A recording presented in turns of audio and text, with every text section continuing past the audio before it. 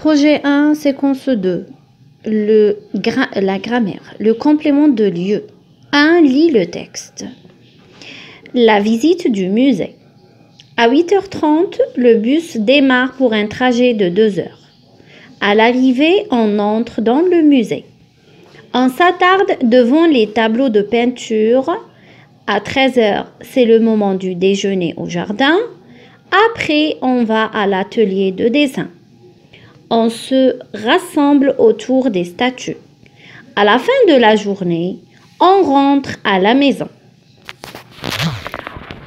La question entoure les indicateurs de lieu dans ce texte.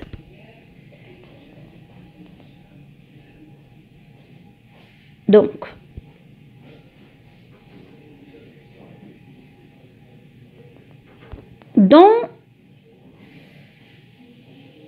c'est un indicateur de lieu.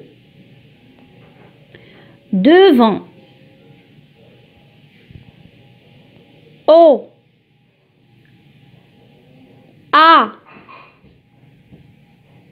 autour. Voilà. A. Répond à la question. À l'arrivée ou entre-temps? À l'arrivée, on entre dans le musée. Très bien. Donc, dans le musée, c'est un complément de lieu. B.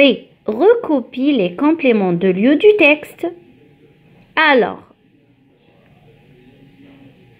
les compléments de lieu dans ce texte sont dans le musée, devant les tableaux de peinture, au jardin,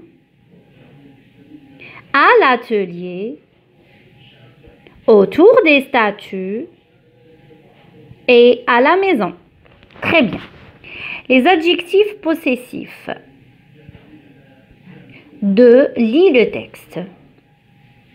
Idir porte son pantalon marron, sa casquette bleue, ses lunettes jaunes. Toutes ces couleurs ensemble, quel camouflage? La question. Que porte Idir? Idir porte son pantalon marron, sa casquette bleue, ses lunettes jaunes. Très bien. 3. Complète par ça, mon, ton. C'est une camarade de Linda. C'est sa camarade. J'ai un cartable rouge. C'est mon cartable rouge. Tu as un livre de français. C'est ton livre de français. Alors, je retiens les adjectifs possessifs singuliers féminins sont ma casquette, ta casquette, sa casquette. Les adjectifs possessifs masculins sont mon pantalon, ton pantalon, son pantalon. Et les adjectifs possessifs pluriels sont mes vêtements, tes vêtements, ses vêtements. Très bien. 4.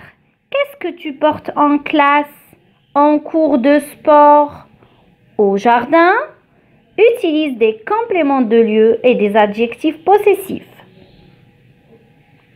En classe, je porte en cours de sport au jardin.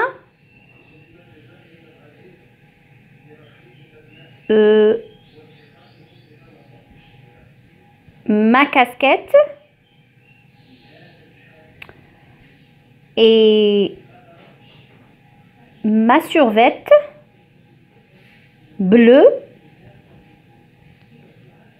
et rose.